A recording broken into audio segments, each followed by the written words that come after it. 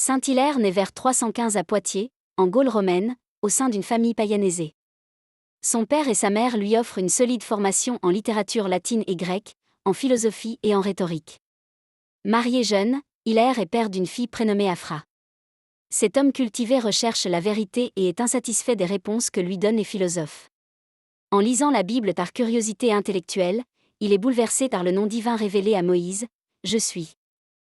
La découverte du prologue de l'Évangile selon saint Jean et de l'incarnation du Verbe l'amène à reconnaître la divinité du Christ. Il décide de se convertir avec son épouse et sa fille et reçoit le baptême vers 345. Son zèle et sa sagesse attirent l'admiration des chrétiens de Poitiers qui, malgré sa condition de laïc marié, le choisissent comme évêque en 353.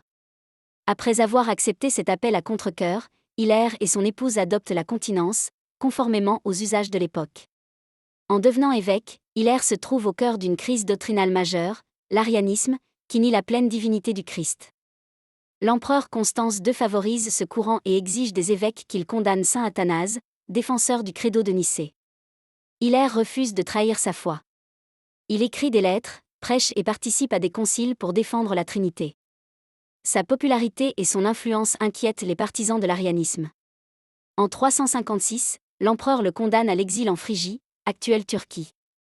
Cette épreuve devient une occasion de croissance spirituelle. En exil, Hilaire approfondit sa connaissance des Écritures et compose son œuvre majeure, De Trinitate, sur la Trinité, un traité qui expose avec clarté et profondeur l'unité de substance entre le Père, le Fils et l'Esprit. Il rédige aussi le livre du Synode pour éclairer ses confrères évêques de Gaule sur la situation théologique en Orient. Son ton est ferme mais conciliant, il distingue les hérétiques obstinés de ceux qui sont mal instruits et cherche à les ramener à la vérité avec charité. L'exil d'Hilaire prend fin en 360. Sur le chemin du retour, il traverse la Grèce et l'Italie, prêchant contre l'arianisme et gagnant de nombreux clercs à la foi nicéenne. À Milan, il affronte l'évêque arien Auxence et contribue à sa destitution, ouvrant la voie à l'élection de saint Ambroise. De retour à Poitiers, Hilaire reprend la direction de son diocèse.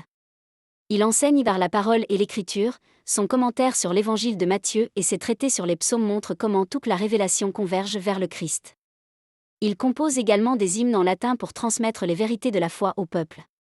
Sa correspondance témoigne de sa bienveillance pastorale, il soutient saint Martin de Tours, auquel il confère les ordres mineurs, et l'encourage à fonder un monastère. Hilaire veille à la formation des fidèles et à la charité envers les pauvres, tout en menant une vie simple et ascétique.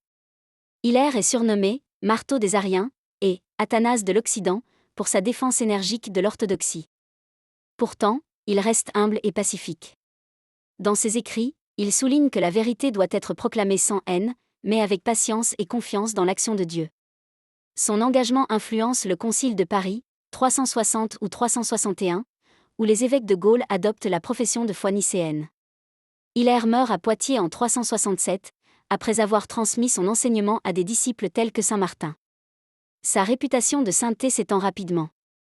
Dès l'époque carolingienne, on le fête comme confesseur et docteur. En 1851, le pape Pie IX le proclame docteur de l'Église, reconnaissant la valeur permanente de sa théologie et de son témoignage. La liturgie le commémore le 13 janvier, jour où le Canada, comme l'Église universelle, célèbre sa mémoire. Saint Hilaire de Poitiers incarne un chercheur de vérité transformé en pasteur courageux. Son parcours montre qu'une vie familiale n'empêche pas de répondre à l'appel de Dieu. Il nous encourage à approfondir la parole de Dieu, à défendre la foi avec intelligence et douceur et à rester fidèle malgré les épreuves. Pour les Canadiens, le souvenir de ce docteur invite à promouvoir l'unité, à combattre les fausses doctrines et à vivre de la joie du Christ.